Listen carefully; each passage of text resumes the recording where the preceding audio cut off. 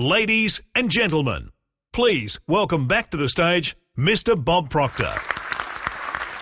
Are you all ready? How many remember everything Dr. Martini said?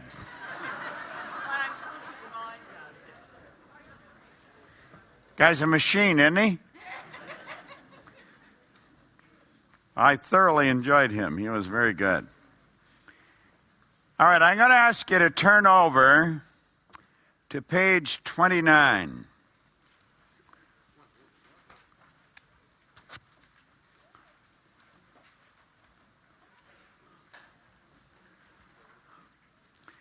We want to look here at 7 levels of awareness. And you're going to see or get an idea, a visual here, of how we wrestle with ourselves trying to move ahead. If you take a look at these, you have these 7 levels here.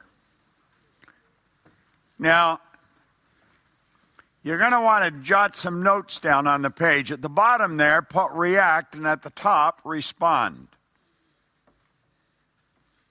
On an animalistic level, we react. Animals don't strike, they strike back. They operate by instinct, which is perfect. When we are in an animalistic state, we react. When we are in control, we respond. I was doing a seminar in Hawaii for an organization, and there was a group of teenagers that I was working with at one level, and I asked them, I said, what's the difference between reacting and responding? And there was a young girl, Heather, from New York, and she was sort of staring off into space. You could see that she was really thinking. And we heard a number of different answers. Some of them were rather interesting. And Heather said, reacting is a habit. To respond, you have to think. I thought, that's perfect. It was actually perfect. Reacting is a habit. To respond, we have to think.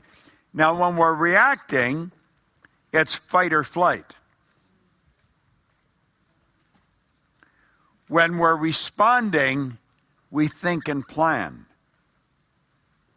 Somebody does something. If we're going to respond to it rather than react, we think and we plan out what we're going to do.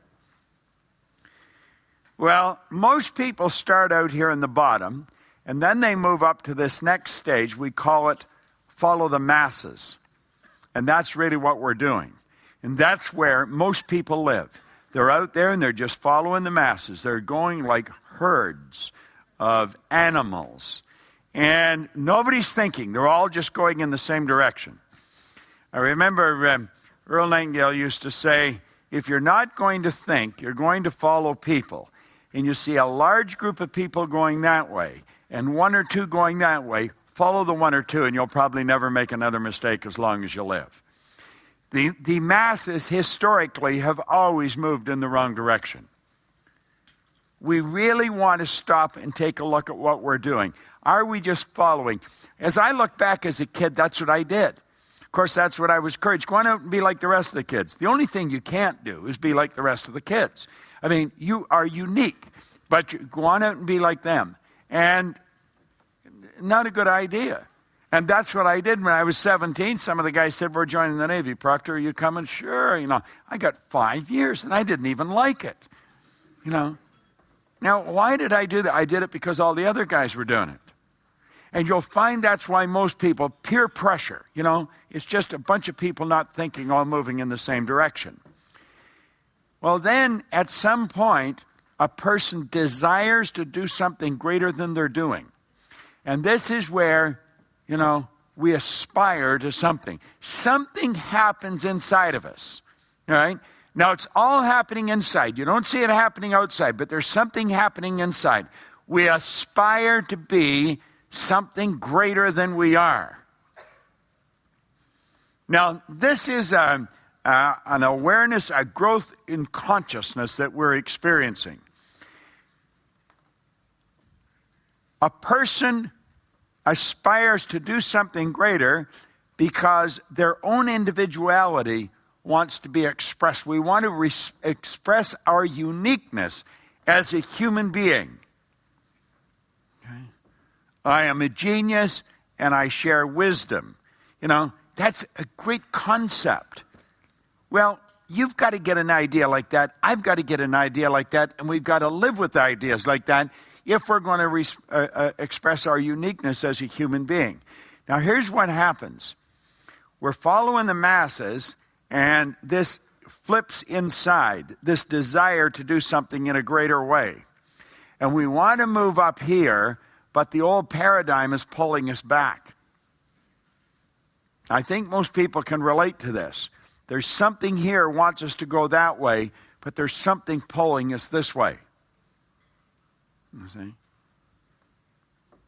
It's like, I forgot his name. He said that he got to a point where he couldn't go ahead, and he couldn't go back, and he couldn't stay where he was. There's a lot of people living there. They can't go ahead, they can't go back, and they can't stay where they are. Well, that's what happens. We go that way, and something is pulling us this way.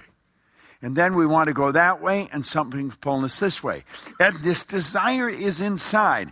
Now, if we're going to move, if you're actually going to step out and make it happen, you're going to have to exercise some discipline. You got to do it. Now, in the time I spent in the Navy, I spent a fair amount of time being punished. They called it discipline. They would get us out in a parade square, running with a rifle up above our head. It weighed 9 pounds. You run with it for a few minutes and it weighs 99 pounds. It just gets heavier and heavier. And they called that discipline. It was a form of punishment. Discipline is when you give yourself a command and then follow it. And what we have to do, we have to discipline ourselves if we're going to move ahead. And that's when we start learning things. What did we say learning was? Learning is when you consciously entertain an idea, you get emotionally involved in that idea, you step out and act on the idea, and you change the end result. Well, it's the feedback from the experience that's the learning. And you're going to do that. It's a new action that you're going to be involved with. Your actions are going to be new. They're not the old actions, they're new actions. And you find when you do this, when you say, no more, I'm not being pulled back, I'm going to go ahead, your whole life starts to be transformed. Everything starts to change, and you move up and you're in charge of yourself. That's when you wake up in the morning and you feel good because you know who you are, you know where you're going, and you know what you're up against. Now, you know that the old battle's still going to be inside, but you're going to win it every time. That doesn't take away the paradigm. Paradigm's still there. Paradigm will be always there. And when you change the paradigm, then you got a new paradigm. We're going to see that in a few minutes. But what we want to do, we want to be in charge. We want to say, I am in control of my life. I am living the way I want to live. I'm not living the way I think other people think I should live any longer. I am not living by those false rules. This is the only way to live. Everything else is a form of existence. Now, back that up for a second. We have people that we coach. And we coach them for an entire year. If you want information on it, there's where you go and get it. But if you really want to, it's a long-term process. It's not something that happens in a hurry. Somebody was looking into that, and somebody else, and they asked me if there's anybody here. Is anybody here on the coaching program? Hold up your hand if you're on it. There's a few people on it. Somebody wanted to ask them about something. All right? Now, this is where we take you through every program and what you're doing. Somebody else was asking me about this awareness factor. How do you learn to read people like that? And I said, through studying. You become very sensitive. You take your focus off yourself and you start to put it on the outside world. And you see, if you're self-centered, you're always going to live a little world. You got to see yourself as a creative being in a magnificent world that we're a part of. And so as we take you step by step by step, it's actually a 13-month program, You go right through it, and we're working with people every week on it. Those people are going to grow. You see, you don't learn in a situation like this. You're gathering information in a situation like this. You're creating awareness in a situation like this. And it's awareness, I might mention, that most people never gain in their entire lifetime. You could develop a greater awareness of how to take control of your life here in 3 or 4 days than most people will in their whole lifetime. Then what we want to do is say, now, how do I make this change? How do I make certain that I change? Well, you do it over a long period of time. It's not done over a 15-minute period. It's a process that we're involved in. And that's a site that you can go to, bobproctorcoaching.com. And the whole thing is explained there. You can get information on it. Now, let's come back here for a moment. Here we take a look here. There's the paradigm in your thoughts. Are your thoughts going to control the paradigm, or is the paradigm going to control your thoughts? Now, look here for a moment. When you talk about attitude, you have to ask what attitude is. Your attitude is your thoughts, it's your feelings, and it's your actions. Okay? Attitude isn't any one thing. At times you'll say, there's something about her I don't like, or there's something about him I don't like. And somebody may say to you, well, what is it? I mean, what'd they do to you? Well, nothing. And you can't really put your finger on it. You know what it is? It's their attitude. There's something about their attitude you don't like. Well, then we try and define attitude, and we have difficulty with it. Attitude is the composite. It's the composite of your thoughts, your feelings, and actions. It's the three of them all joined together that creates attitude. It's not one thing. It's all three of them. So it's our attitude that we really want to pay attention to. Now, our attitude starts in our own thoughts. The thoughts cause the feelings cause the actions. So it's sort of a chain reaction. Now, where does it start? Most people start with their results. That's where their thinking takes them. We take a look at what we presently have. We don't look at what we want, we look at what we have. Now, stop and think of why we do that. We have been programmed to do that since we were little kids. Everybody says to the little kid, will you listen to what I'm telling you? Will you look at this? Rather than sit down and say, you've got a marvelous mind. You have a choice whether you let the outside world control you or whether you let the inside. You say, well, you can't teach that to a kid. You can actually teach it to a kid a lot faster than you can an adult. Children are making up their mind. Adults have to change their mind. It's an awful lot different. Yet in the first 5 years of a child's life is the greatest learning experience. And what do? Good, dad, and we do nothing. And then when they're well programmed at about 5 years of age and the paradigm's pretty well set, then we start to get them to conform to that paradigm. And they never express their uniqueness as a human being. Well, here we are now, adults, and we're looking at this and we're saying, well, I'm going to start now. Well, then, let's start. How do we do it? We do not do this. If you look at the results cause the thoughts. Now, this is on page 30. The results cause the thoughts cause the feelings. Here's your train of causation, of cause and effect.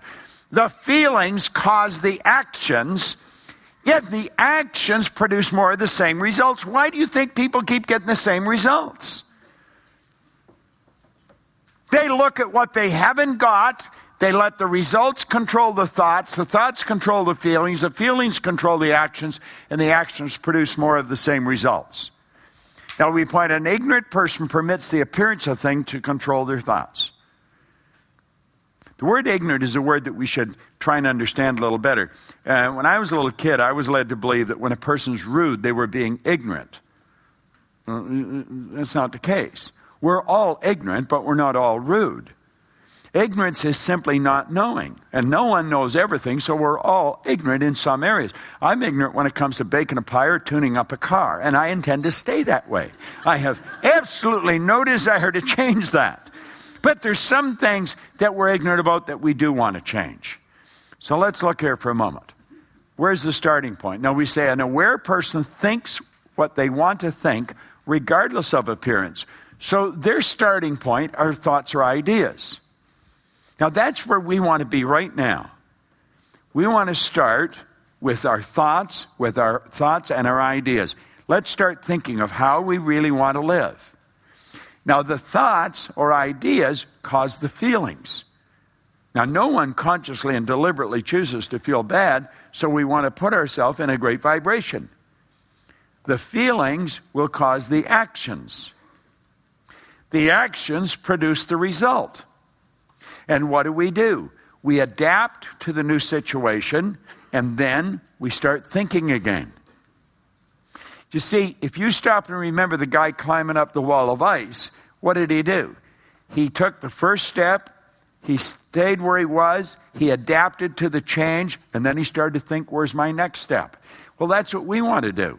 If we back this up, we start out with the thoughts of where we want to go. They cause the feelings cause the actions, and the actions produce the results. Then we want to ask ourselves, is this really the result I want? And we adapt, and we start to adjust our thinking, and away we go. Now, how does a tree grow? A tree grows according to the vibration it's in. Let that little nut in the ground represent an acorn. Now, before we go there, let's go another place. I want you to use your imagination, and I want you to imagine that we're looking at a glass top table.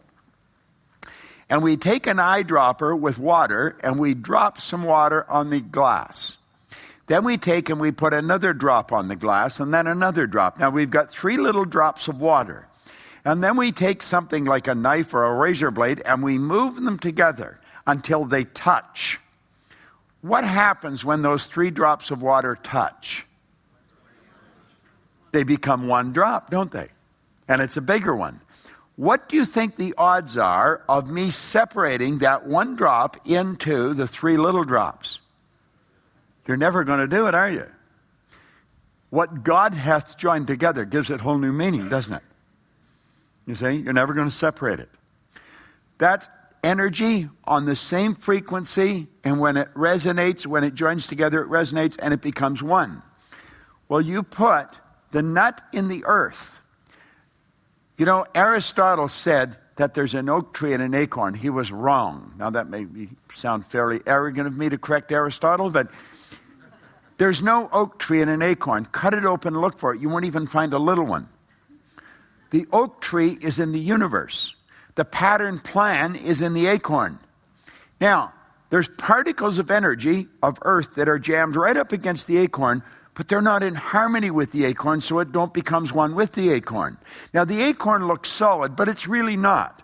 It's not solid any more than your body is. It's a sieve. It's a mass of molecules in a high speed of vibration.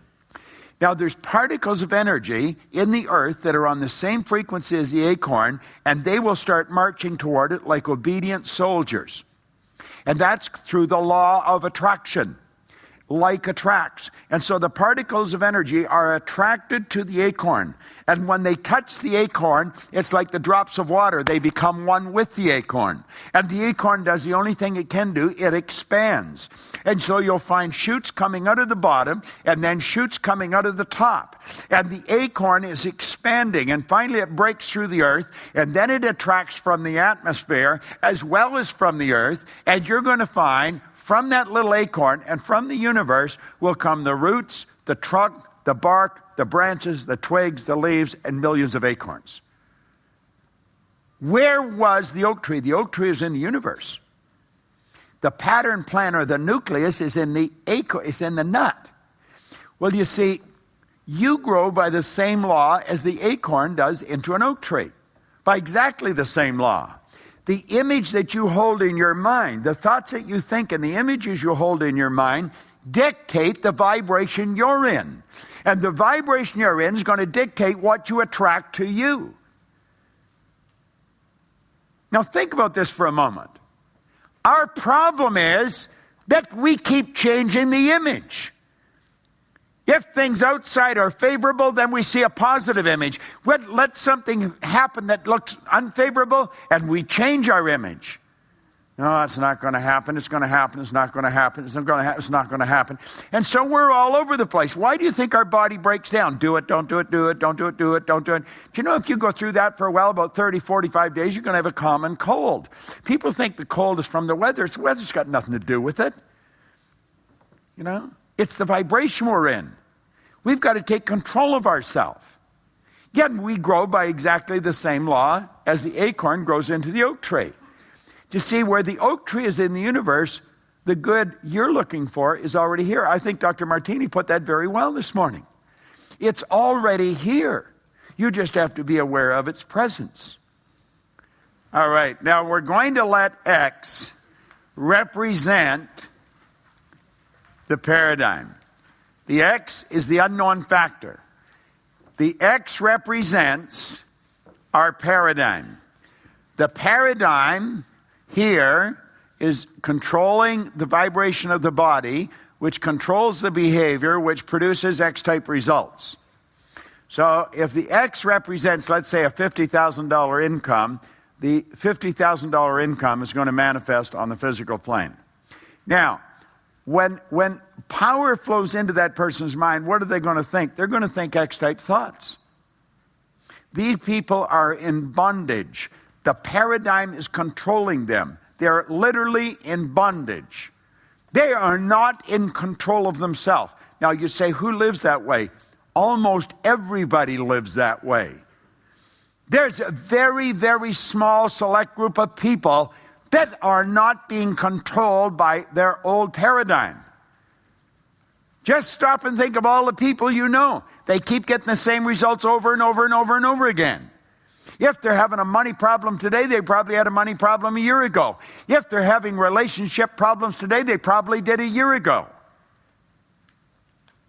So they're looking for a new job, a new company, a new spouse, and they keep looking for change outside of themselves. The change has to take place inside of themselves.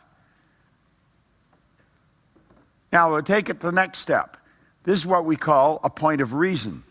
Here's the person, there's the same thing, person with the X-type conditioning, and here they're going to think a Y-type idea. Now the Y-type idea is the dream.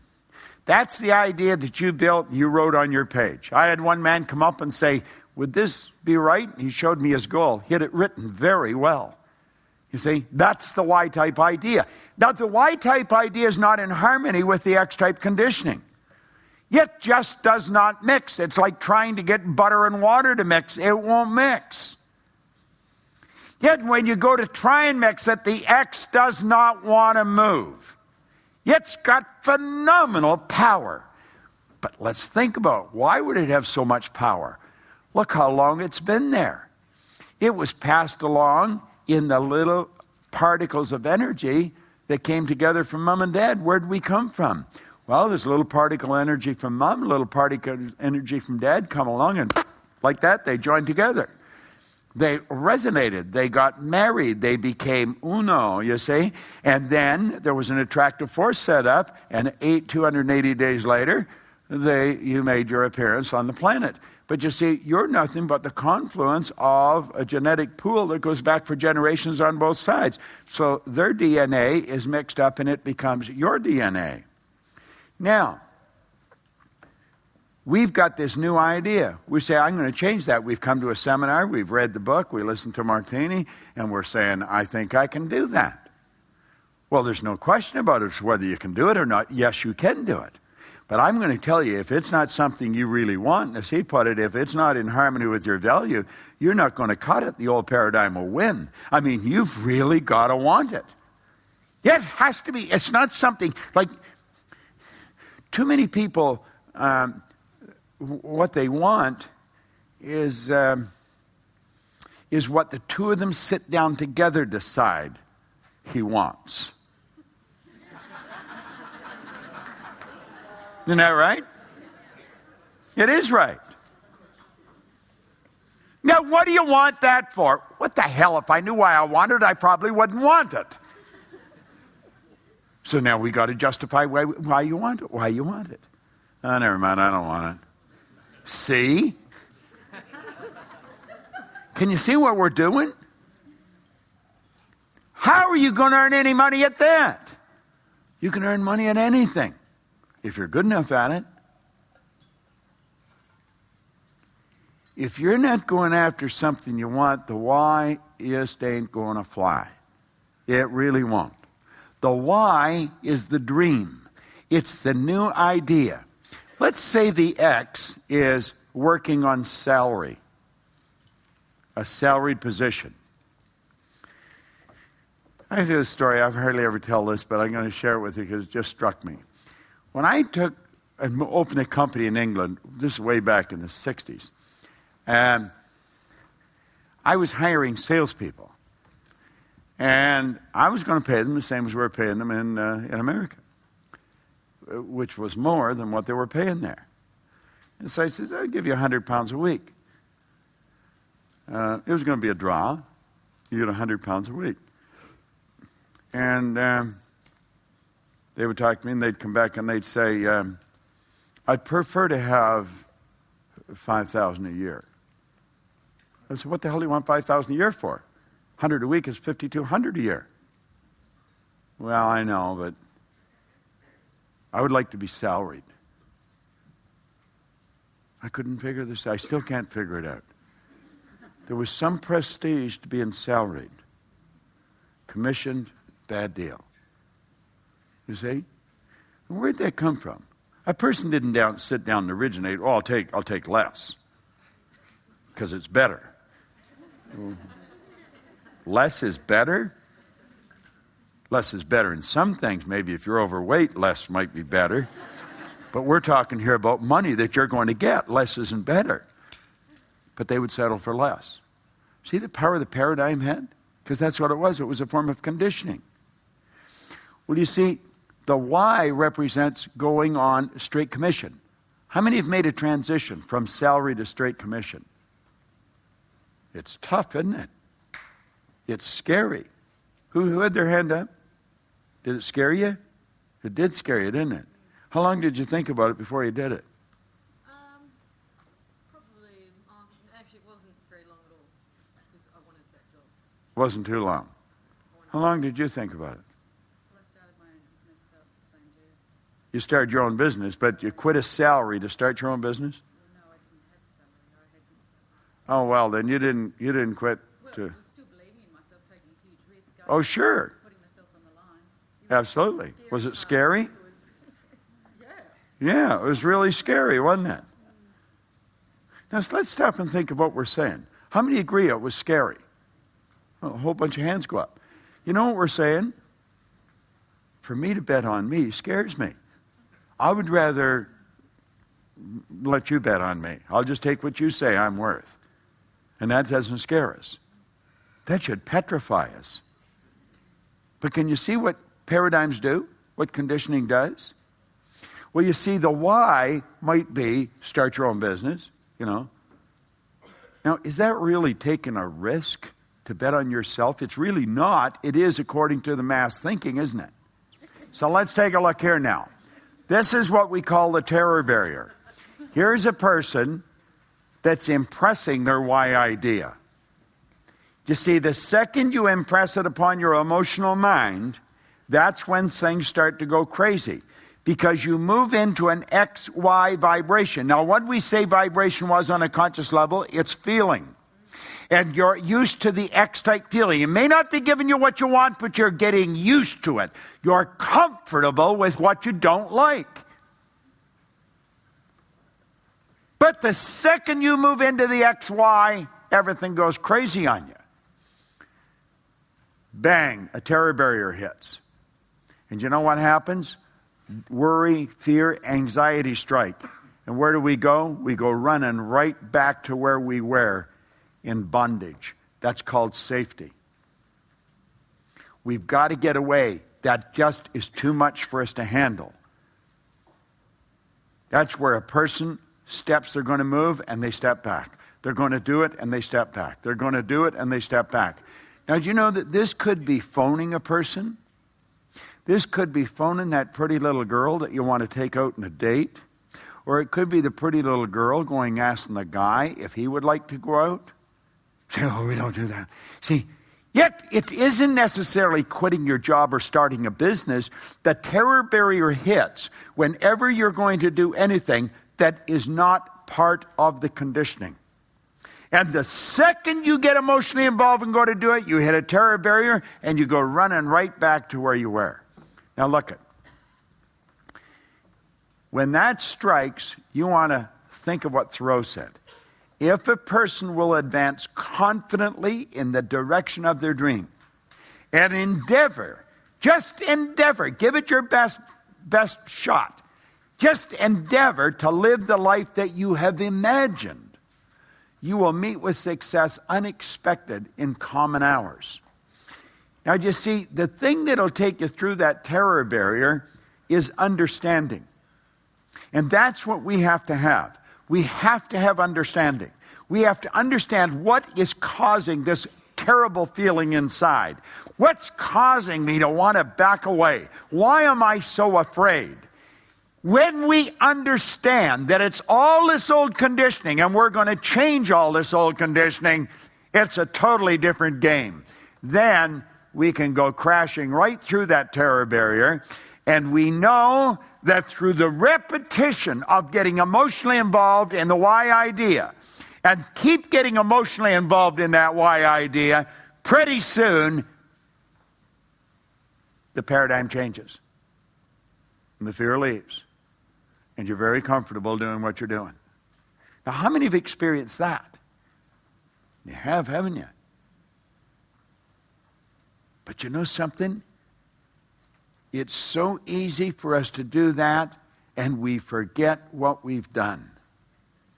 I remember one day we were having a board meeting in a little hotel in Huntsville, Alabama, in a boardroom.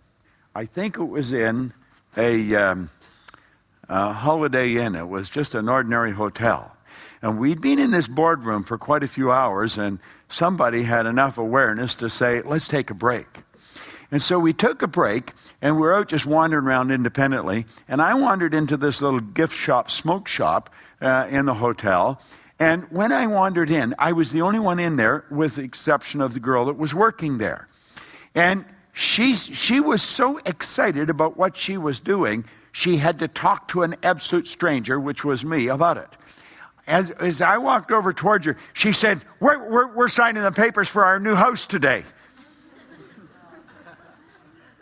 I thought, well, that's interesting. I said, well, that's really nice. Yeah, she said, as soon as my husband's off work, he's picking me up. We're going to sign the papers for our house.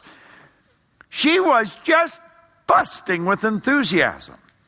And I said, that's really neat. I said, what are you going to do after you sign the papers? She said, we'll probably go home, have dinner, and, just go home. And I said, well, I'm going to give you some advice that could be worth a lot of money.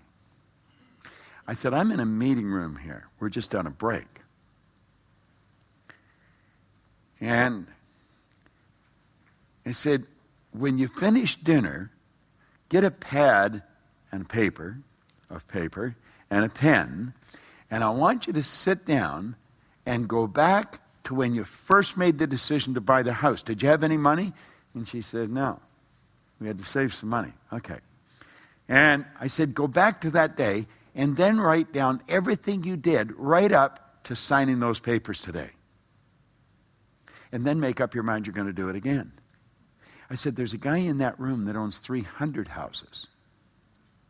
I have a friend of mine in Columbus, Ohio, Pat Kearns Davis. She is a neat lady. She's one of the most positive ladies I've ever met. When she was 19, she wanted to buy a house. And she was told that 19-year-old girls couldn't buy houses. Well, I mean, that's like a red flag, I guess, to her. And so she bought a house. And I was talking to her and asked her how many she had. She had over 300 houses. And I said, how'd you meet your husband? Well, she said, that's rather interesting. We were at a party. I was at a party, and he was at it. And he asked me what I did, and she said, I buy houses. She said, you want to buy a house with me? And now you might ask, if you're a guy and some gal said, you want to buy a house with me? I mean, I think he found it rather amusing, so he said, okay. And they actually bought a house. Now, they've got one with 5 kids in it. But his full-time job is managing their properties. She is a RE/MAX broker in Columbus, Ohio. And they own 300 properties. And you see, Pat Kearns Davis broke through the terror barrier when she was 19. You know, there's so many things we can do, but we get in a trap, and it's caused by old paradigms. What we want to do is understand we can break through these paradigms, and we can break through the terror barriers. Whenever you're going to do anything that is out of the norm, it's a terror barrier. I've moved to different countries. I've lived in Malaysia, I've lived in England, in California, in Atlanta, in Chicago, in Toronto. I've moved all over the place. I think nothing of it. Like I say, I live on the edge, and I've lived there for many years. I think nothing. Everything. I was reading a book one time called The Young Millionaires. There's about 18 biographical sketches of people, and you had to have 1 million to get in the book. Now, most of them had many millions. But at any rate, I was reading this, and in the afterword of the book, it pointed out that every one of these people had everything they owned riding on the big decisions they were making. And it never entered their mind they were gambling. God, I felt so good because that's the way I live. I could blow the whole ship up. But it never enters my mind that I would miss. Just so confident when you live by the law and you understand. You know, like he was talking, Martini was talking today, and it's about fair exchange. Well, that's the law. It's not just give, it's fair exchange. That's by law. Action, reaction are equal and opposite. That's fair exchange. You don't even have to worry about what you're going to get. Just focus on what you're going to give. The fair exchange is taken care of by the universe. You don't even have to look after it. Now, this is really important. You're going to want to jot this down. You have a choice of how you're going to live. You choose everything. Everything is a choice. Now, there's ignorance and there's knowledge. There's your polarity. It's the opposite side of the same thing. Known and unknown. Ignorance and knowledge. All right? Below it, you have the positive and the negative, the yin, the yang, you know. And you've got to understand that you choose. Now, you have the ability to think anything you want to think. I don't care what the situation is. Let's suppose you've set a goal and you look at your present resources and it's not there. You just don't have the resources to make it happen. You've got payments that you're going to have to make on the first of the month or at the end of the month. It's the 23rd. You got $100 in the bank and you're going to need about $1,400 at the end of the month. What's the most natural thing to do? Is start to worry, isn't it? We start to worry, we start to doubt. Am I going to do this? What are we doing? We are plugging into the negative. Why are we doing it? Well, what's the cause of it? It's ignorance. Here we've taken this power that's flowing in, and we do what with it? We build something we don't want. It's a psychic disease. That's exactly what it is. Then we take and we internalize that psychic disease, and it turns into fear. This page is going to come back. You might want to make a graphic illustration of this on your computer and frame it and put it near your desk somewhere. The fear is an emotion. It's the only emotion that can be stirred up by impressing doubt and worry. Now, whatever's impressed must be expressed through the only medium it can be expressed through, the physical body, and it expresses itself as anxiety.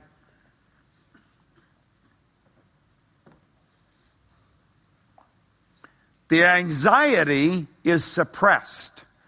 We bottle it up inside. The suppression turns to depression.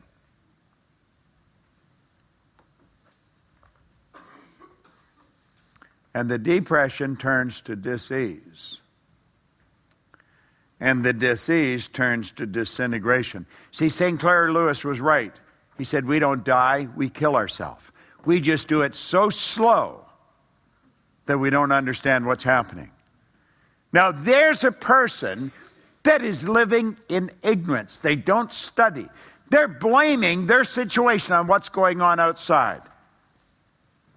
We back this up a bit. Here a person goes to the doctor. The doctor says, well, you better take some Valium or something. What are you doing? I mean, why are you so anxious? I mean, what's happening? Did you change jobs lately? Yeah. And what are you doing?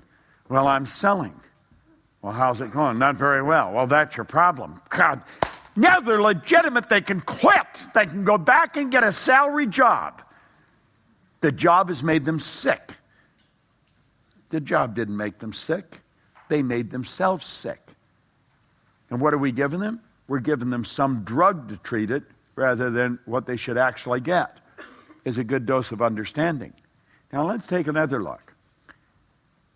Faith based on understanding is the key to freedom. It really is. So here we have an individual that's thinking. They're really thinking. They have gained an understanding. You see? They look at the situation. They see there's only $100 there. They know in 7 days they're going to need 14. But they'll think, hell, I've got a whole week to come up with that. This is going to be a breeze. And besides, I know it's on its way. The absence of evidence is not evidence of absence. I know it's coming. I am so happy and grateful now that money comes to me in increasing quantities through multiple sources on a continuous basis. How do you develop understanding? There's only one way, and that's through study. There is no other way to develop understanding. What did Solomon say? In all you're getting, get understanding. This is really powerful stuff. Now, you see, you understand the results are caused by past thinking, and if we want to change the results, we're going to have to work inside. The understanding, when you impress it, develops a very strong energy called faith. The faith expresses itself in well-being. Now, what was its polar opposite? It was anxiety. Well-being is not suppressed. Well-being's expressed. Have you ever gone up to anybody and said, "Hi, how are you today?" And they look around and, "I'm really excited." They don't do that. Person that's wound up, they express it. You can see it the way they walk, the expression on their face, everything they do. The expression accelerates. Those people in network marketing, we call this momentum. Yet as it builds, everything gets better. And that's because we're at ease. You see, when this body you're living in is in a relaxed state, energy flows freely through it. You see? Why would we be at ease? Because we're doing the thing we love to do. What did Martini say about age? Quite frankly, I was surprised when he said he was 52. I thought he would be about 38 or something like that. Right? But now think about this. You know, when you're at ease, energy flows freely through you. And when you're worried and uptight, the body starts to shrivel up. We want to stay relaxed and understand we're like a garden hose. It just flows through. And we want to let the energy flow freely through us, at ease, not dis-ease. You know, sickness is for ignorant people, all right? Creation, not disintegration. We're creative beings. See, I believe you and I are here to do God's work. I was flying out of Colorado Springs, and we were sitting in the airport in Denver with Doug Weed. Some of you know Doug. And he's just a great guy. And I remember we were sitting there one day for a couple hours, and I said to Doug, "Doug, what do you really want?" He said, "I just want to do God's will." Now, a lot of people wouldn't understand that. What is God's will? God's will is greater good. God is the creator. What does the creator do? Creates. Now, if you're going to do God's work, what is God's work? God's work is creation. Why do you think you were given creative faculties? So you can create. Now, if you're going to create, you're going to have to be at ease. You're going to have to follow that side and not the other side. So you have a choice. You can go that way or you can go that way. Which side do you want to live on? I don't know about you, but I prefer that side. I've tried this over here. It's like Sophie Tucker says, "I've been rich and I've been poor. Rich is better." Like a Spanish distiller said, you know, the good life is expensive. There's another way to live that doesn't cost as much, but it isn't any good. You see? Why would anyone want to be poor? You see? Now think. We are in charge. You see? You have a choice. What are you going to do? For other great life-changing products, or to receive a free copy of our newsletter, The Secret to Wealth, Mind and Money Strategies, go to www.mindandmoney.tv. www.mindandmoney.tv.